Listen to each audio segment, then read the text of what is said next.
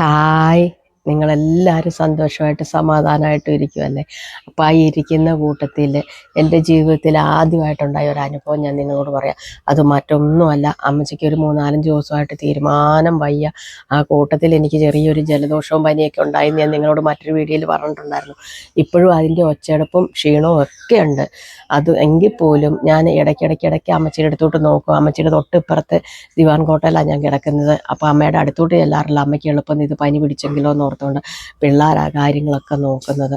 അപ്പം ഞാൻ ഇന്നലെ രാത്രിയിലായാലും മിനിഞ്ഞാന്ന് രാത്രിയിലായാലും അമ്മച്ചി കിടക്കുമ്പോഴുണ്ടല്ലോ, ഉറക്കത്തിലെന്ന് വെച്ചാൽ അങ്ങനെ ഉറക്കമല്ല, ഒരു മയക്കം പോലെ ഇങ്ങനെ അമ്മച്ചിങ്ങനെ കൈ കൊണ്ട് പോ പോ പോ തട്ടിക്കിങ്ങനെ മാറ്റുക. എൻ്റെ അടുത്തോട്ട് വരണ്ട, നീ എന്തിനാ ഇവിടെ വന്നിരിക്കുന്നത്, ഇങ്ങനെയുള്ള ചോദ്യങ്ങളൊക്കെ അമ്മച്ചി ചോദിക്കും. അപ്പം രാവിലെ എല്ലാം ഒന്ന് എഴുന്നേൽപ്പിച്ച് മുഖമൊക്കെ കഴിയിപ്പിച്ച് ഒരു ട്രിപ്പൊക്കെ ഇട്ട് കഴിഞ്ഞപ്പോഴത്തേനും ഞാൻ ഇവിടെ ഇരുന്നോണ്ട് മാറിയിരുന്നിട്ട് അമ്മച്ചിയോട് ചോദിച്ചേ, അമ്മച്ചി എന്നാ അമ്മച്ചി രാത്രി പറയുന്നത് എന്നാന്ന് ചോദിച്ചു.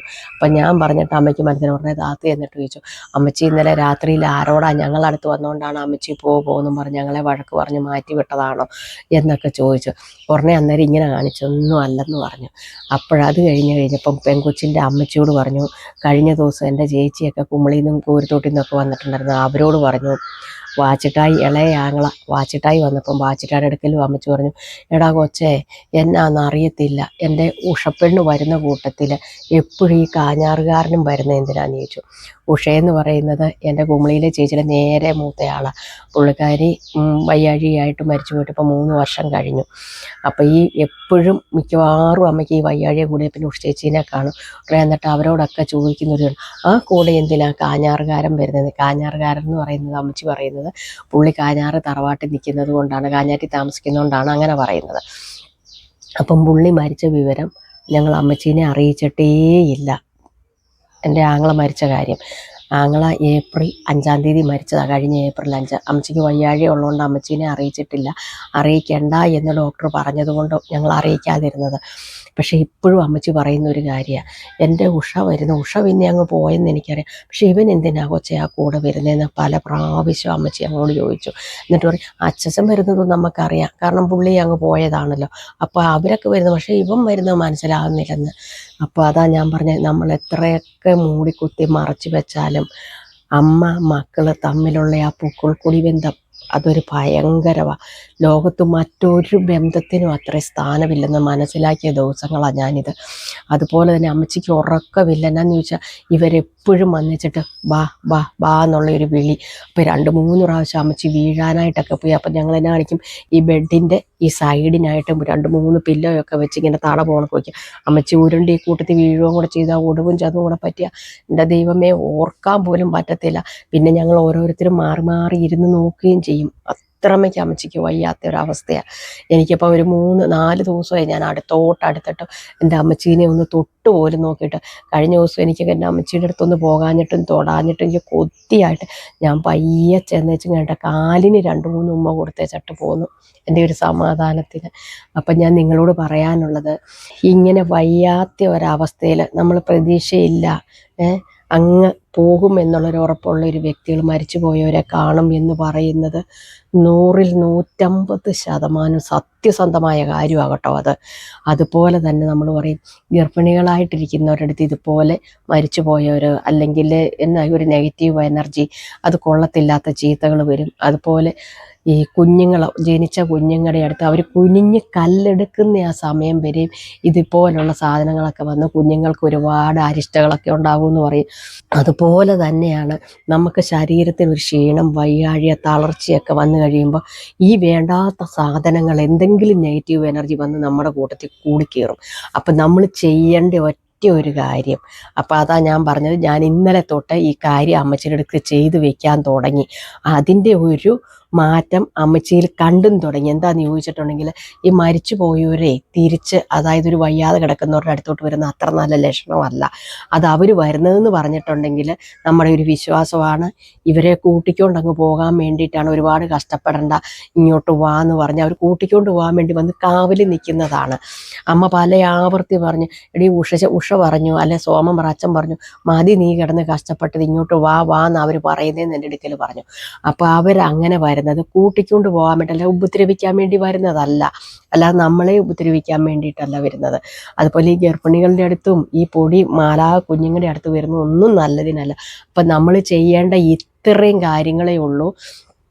എന്താണെന്ന് ചോദിച്ചിട്ടുണ്ടെങ്കിൽ, ഞാൻ നിങ്ങളോട് പണ്ട് പറഞ്ഞിരുന്നു, ഞാനൊരു കടയിൽ ചെന്നപ്പം ഇങ്ങനെ ഗ്ലാസ്സിൽ വെള്ളം, അതായത് വെള്ള ഗ്ലാസ്സിൽ, ചില്ല് ഗ്ലാസ്സിൽ വെള്ളം ഒഴിച്ച് നാരങ്ങ ഇട്ട് വെച്ചേക്കുന്നത് എന്ന് വെച്ച് കഴിഞ്ഞാൽ നെഗറ്റീവ് എനർജി പോകാനായിട്ട്.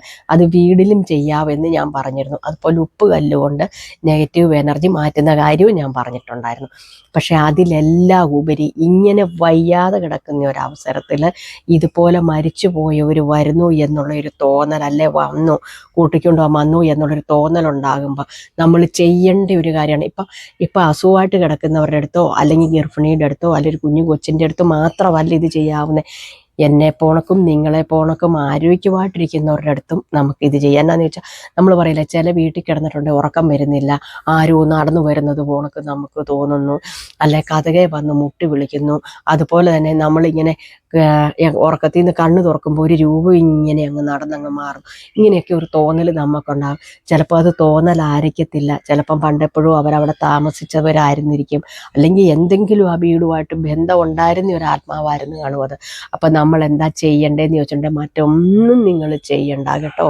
ഒരു ഗ്ലാസ് എടുക്കുക, ചില്ല് ഗ്ലാസ്, അത് ഒറ്റ കളർ ഗ്ലാസ് ആയിരിക്കണം. അതേ പൂവോ മറ്റു കാര്യങ്ങളോ ഒന്നും ആ ഗ്ലാസ്സിൽ ഉണ്ടാകരുത്.